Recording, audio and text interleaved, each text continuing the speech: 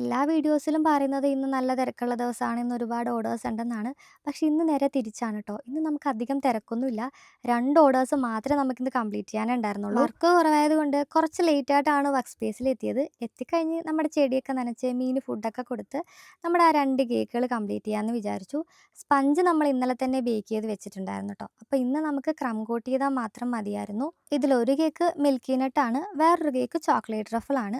അപ്പോൾ ആ 2 കേക്കുകളും നമ്മൾ ഫില്ലിങ്സ് ഒക്കെ കൊടുത്ത് ഒന്ന് ക്രം കോട്ട് ചെയ്യുന്നുണ്ട്. ഒരുപാട് ആൾക്കാർ ചോദിക്കുന്നുണ്ട് ഈ ക്രം കോട്ട് ചെയ്യുന്നതൊക്കെ വീഡിയോക്കകത്ത് ഇൻക്ലൂഡ് ചെയ്യാത്തത് എന്താണെന്നുള്ളത്.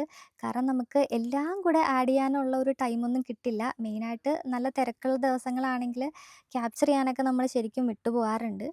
അങ്ങനെ ആ 2 കേക്കുകളും ഒന്ന് ക്രം കോട്ട് ചെയ്ത് ഫ്രിഡ്ജിൽ സെറ്റാകാൻ വെക്കുന്നുണ്ട്. അപ്പോൾ എനിക്ക് ചെറുതായിട്ടൊരു ബ്രൗണി കഴിക്കാനുള്ളൊരു മോഹം തോന്നി. എന്നാൽ പിന്നെ ഒട്ടും വെച്ച് താമസിപ്പിക്കാതെ നമുക്ക് വൈറ്റ് ചോക്ലേറ്റ് വെച്ചിട്ടുള്ള ബ്രൗണി കഴിക്കാമെന്ന് വിചാരിച്ചു.